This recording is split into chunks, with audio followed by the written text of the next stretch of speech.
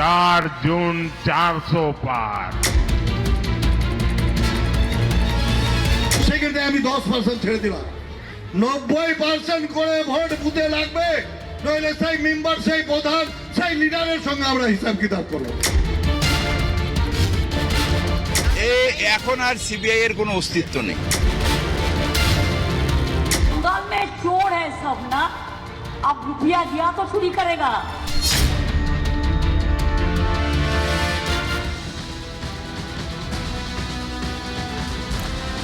नमस्कार, मैं हूं आपके साथ हिमानी नैथानी। शाम के 5 बजने को हैं और हम लेकर हाजिर हैं अपनी खास पेशकश प्रहार, जिसमें आज मैं बात कर रही हूं बीजेपी को मतदान तो मारेंगे रहमान। ऐसा हम नहीं कह रहे, बल्कि ऐसा कह रहे हैं खुद हमीदुल रहमान, जो पश्चिम बंगाल की उत्तरी दिनाजपुर की चोपड़ा सीट से विधायक हैं तृणमूल कांग्रेस के, और आजकल अपने बयानों को लेकर काफी चर्चा में हैं, जिसमें वो खुलेआम वोटर्स को धमका रहे हैं, धमकी दे रहे हैं कि 90% वोट टीएमसी को ही मिलना चाहिए और दीदी को एक बार फिर से सीएम बनाना है। केंद्रीय बल 26 तक ही रहेंगे, 26 अप्रैल तक। उसके बाद सबको हमारी ही पुलिस के साथ रहना है।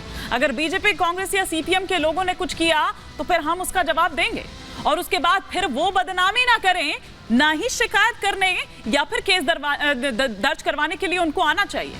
तो इस पर बीजेपी अब हमलावर है। बीजेपी नेता शुवेंदु अधिकारी बाकायदा टीएमसी विधायक हमीदुल रहमान का ये वीडियो जारी करते हैं, चुनाव आयोग से शिकायत करते हैं कि टीएमसी विधायक की धमकी पर संज्ञान ले, जो स्पष्ट तौर पर वोटर्स को धमका रहे हैं।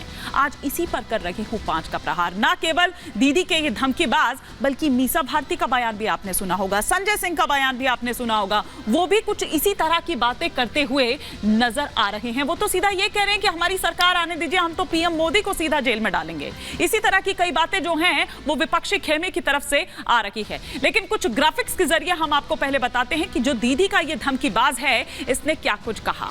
हमीदुल रहमान, जैसा कि मैंने आपको पहले भी बताया, ये धमकाते हुए नजर आ रहे हैं, कह रहे हैं कि वोट नहीं देने पर देख लेने की धमकी दे रहे हैं। मतलब ये कि अगर वोट नहीं दोगे तो फिर हम देख लेंगे आपको। 26 अप्रैल को सेंट्रल फोर्स जो है वो चली जाएगी, बाद में टीएमसी बल से ही निपटना पड़ेगा। मतलब ये है कि बाद में जो उनकी पुलिस रह जाएगी फिर उसी के पास तो आओगे आप, और 90% वोट टीएमसी को मिलना चाहिए। बीजेपी, कांग्रेस, सीपीएम ने कुछ किया तो फिर जवाब देंगे। सेंट्रल फोर्स की 150 से ज्यादा कंपनियां जो हैं वो इस वक्त वहां पर तैनात हैं। बंगाल में सभी 7 चरणों में चुनाव होने हैं। 26 अप्रैल को रायगंज सीट पर भी वोट डाले जाने हैं। उत्तरी दिनाजपुर की बात करें तो ये रायगंज लोकसभा में ही आता है, जहां से विधायक हैं दिनाजपुर से कौन, रहमान, जिनकी बात हम यहां पर कर रहे हैं। चोपड़ा सीट से विधायक हैं हमीदुल रहमान। वोटिंग के बाद सेंट्रल फोर्स यहां से चली जाएगी, ये बार बार धमकाते हुए वो नजर आए। तो ये वो तमाम बातें जिस पर आज हम यहां पर चर्चा करेंगे। कई मेहमान भी हमारे साथ जुड़ेंगे, लेकिन उससे पहले एक छोटी सी रिपोर्ट आपको दिखाते हैं।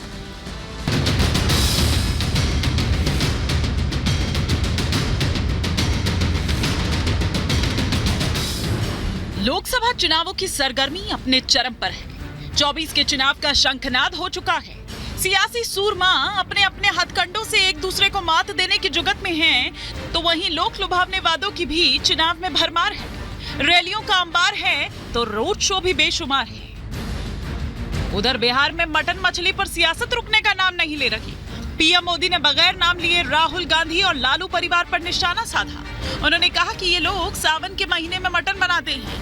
इतना ही नहीं, इसका वीडियो भी बनाते हैं और जारी करते हैं। इन्हें लोगों की भावनाओं से खिलवाड़ करने में मजा आता है। ये लोग सावन के महीने में मटन बनाने का मौज ले रहे हैं।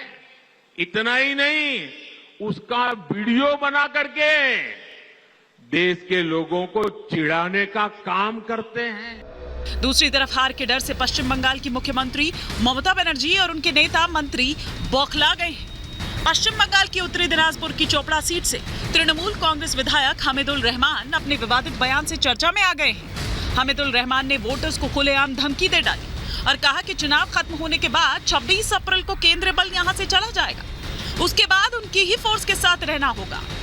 26 তারিখে সেন্ট্রাল বাহিনী চলে যাবে, তারপরে আমাদের এই সেন্ট্রাল বাহিনীরা থাকবে।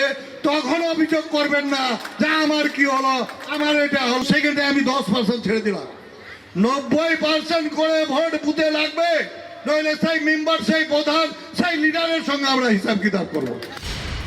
टीएमसी विधायक के भड़काऊ बयान के बाद अब बीजेपी हमलावर हो गई है।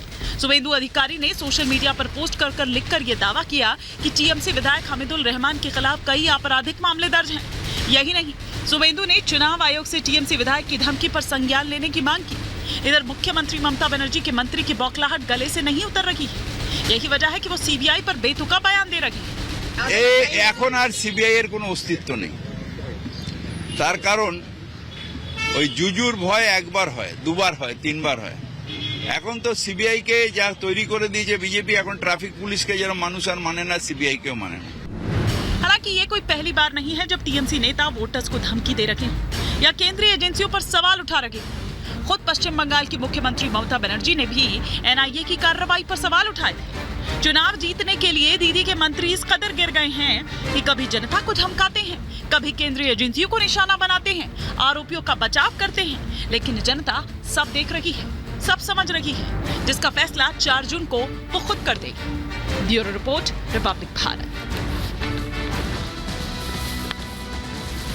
और इसी पर और विस्तार से चर्चा के लिए तमाम खास मेहमान हमारे साथ जुड़ चुके हैं। सबसे पहले स्टूडियो में जो गेस्ट इस वक्त मौजूद हैं उनसे परिचय करवा देती हूं। अवनीजेश अवस्थी जी इस वक्त बतौर पॉलिटिकल एनालिस्ट इस वक्त हमारे साथ जुड़े हुए हैं।